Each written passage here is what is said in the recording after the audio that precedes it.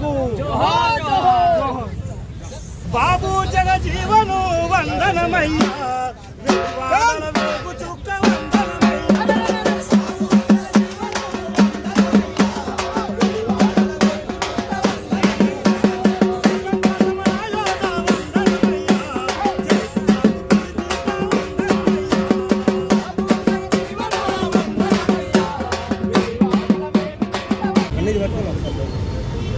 బాబు జగ్యాల గారి కూతురు మీరా కుమారి గారు లోకసభలో స్పీకర్గా ఆ మహనీయురాలి యొక్క ఆ స్పీకర్ పదవిలో ఉండగా తెలంగాణ బిల్లు పాస్ అయింది.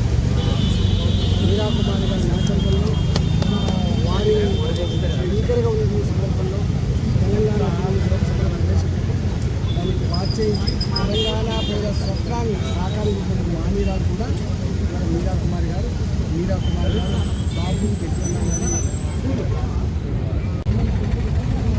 బాబు జగ్జీవన్రావు గారి 118వ జయంతి ఉత్సవాన్ని దేశవ్యాప్తంగా అన్ని వర్గాల ప్రజలు గొప్పగా నిర్వహిస్తూ ఉన్నారు. నరేంద్ర మోడీ గారి నాయకత్వంలో బాబు జగ్జీవన్రావు యొక్క సేవలని వారి త్యాగ నేతని అనేక సందర్భాల్లో ప్రస్తావించడం కాకుండా ఇవాళ ఆ జాతికి తెలంగాణ రాష్ట్రంలో ఏపీసీలో వర్గీకరణ కావాలని చెప్పి 30 ఏళ్ళుగా 40 ఏళ్ళుగా మందకృష్ణ గారి నాయకత్వంలో పోరాటంలో ఆ జాతి ఆత్మగౌరవాన్ని ఆ జాతి పోరాటాన్ని అర్థం చేసుకున్న మోడీ గారు ఇవాళ దాన్ని సుప్రీంకోర్టు ద్వారా న్యాయం పొందడం జరిగింది. ఇవాళ భారతీయ జనతా పార్టీ ఈ జాతి బిడ్డలకి సమున్నతంగా అండగా ఉండాలని ప్రకటించారు. బాబు జగ్జీవన్రావు మొట్టమొదటిసారిగా ఈ దేశంలో సివిల్ సప్లైస్ అంటే ఆకలితో ఉన్నవాడికి ప్రభుత్వం కనీసం అన్నం పెట్టడానికి ఆలోచన చేసినటువంటి మహనీయుడు ఇవాళ బాబు జగ్జీవన్రావు.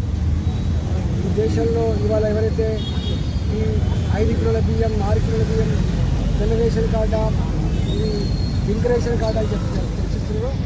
దేశంలో మొట్టమొదటిసారిగా మీరు పేదవాళ్ళకి కడుపు నిండా అన్నం పెట్టాలని ఇవాళ ఆ వ్యవస్థను స్టార్ట్ చేసిన మహనీయుడు వారు లేబర్ మినిస్టర్గా ఈ దేశంలో ఉన్నటువంటి కార్మిక వర్గ హక్కులు కాపాడంలో వాళ్ళకు సౌకర్యం కల్పించడంలో ఇవాళ పేదలను ఆదుకోవాలి, కార్మిక వర్గాన్ని ఆదుకోవాలనేటువంటి బాధ్యతను కూడా గొప్ప నిర్వహించింది మహనీయుడు. ఇలా ఐఎల్ఓలో ఇలా కార్మికుల హక్కుల కోసం మాట్లాడే మహనీయుడు వారి సమాచార శాఖ మంత్రిగా ఉన్నారు. అంటే సమాచార విప్లవానికి నాంది పలికిన మహనీయుడు కూడా ఇవాళ వారు బాధనిపించే అంశం ఏంటంటే ఈ దేశానికి ప్రధానమంత్రి కావాల్సిన బాబు జగ్జీవన్రావు అనేక రకాల కుట్రలను అనేక రకాల మున్సిపాలిటీలో అది పొందలేకపోయినప్పటికీ కూడా ఇవాళ బాబు జగ్జీవన్రావు దేశ ప్రధానికం అందులో దళిత జాతి గుండెలో పెట్టుకొని ఇలా ఆయన నివాళులర్పిస్తాము. వారందరికీ కూడా ధన్యవాదాలు.